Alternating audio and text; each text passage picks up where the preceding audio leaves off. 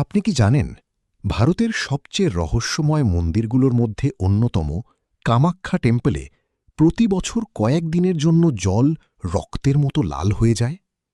অনেকেই বলেন এখানে নাকি রক্তের নদী বয়ে যায়। ভাবুন তো, একটি এমন মন্দির যেখানে দেবীর পূজা কোনো মূর্তির রূপে নয়, বরং এক প্রাকৃতিক শক্তির রূপে করা হয়। আর প্রতি বছর হঠাৎ করেই মন্দিরের ভিতরে প্রবাহিত জল লাল রঙে পরিবর্তিত হয়ে যায়। কিন্তু সবচেয়ে ভয়ঙ্কর বিষয় হল, আজ পর্যন্ত কেউই এই রহস্যের পুরো সত্য প্রমাণ করতে পারেনি। এটা কি সত্যিই দেবীর অলৌকিক শক্তি, নাকি এর পিছনে লুকিয়ে আছে এমন কোনো রহস্য যা আজও পৃথিবী বুঝে উঠতে পারেনি? আজকের এই ভিডিওতে আমরা জানব কামাখ্যা টেম্পলের সবচেয়ে বড় রহস্য, অম্বুবাচী মেলার সত্যতা, এবং কেন বলা হয় যে এখানে প্রতি বছর রক্তের নদী বয়ে যায়।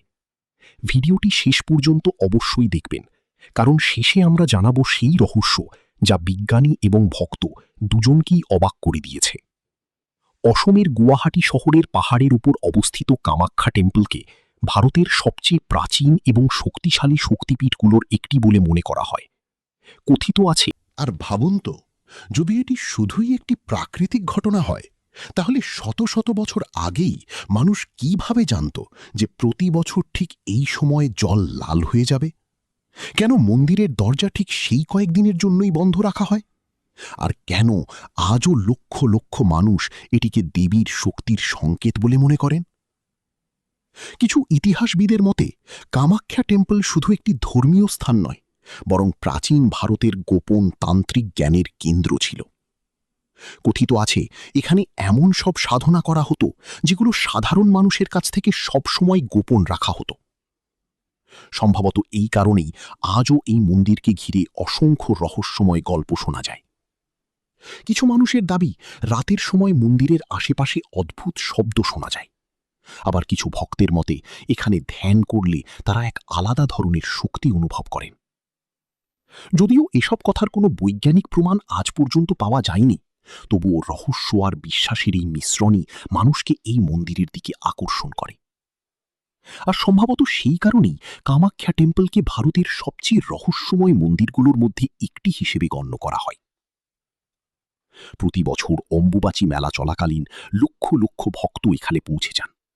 অনেক মানুষ ঘণ্টার পর ঘণ্টা লাইনে দাঁড়িয়ে থাকেন শুধু সেই পবিত্র রক্ত বস্ত্র পাওয়ার জন্য, কারণ তাদের বিশ্বাস এই কাপড় সৌভাগ্য, শক্তি এবং সুরক্ষার প্রতীক।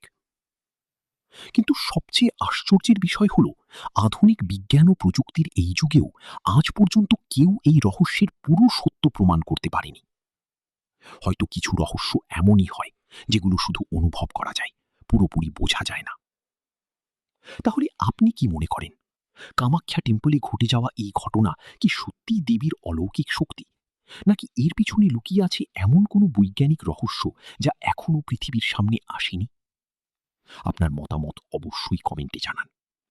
আর যদি আপনার এমন রহস্যময় এবং ঐতিহাসিক ডকুমেন্টারি ভিডিও ভালো লাগে, তাহলে চ্যানেলটি ফলো করতে ভুলবেন না, কারণ এখানে আমরা নিয়ে আসি পৃথিবীর সবচেয়ে রহস্যময় মন্দির, লুকিয়ে থাকা ইতিহাস এবং অমীমাংসিত রহস্যের সত্য কাহিনী। Before we move on, don't forget to like this video and subscribe.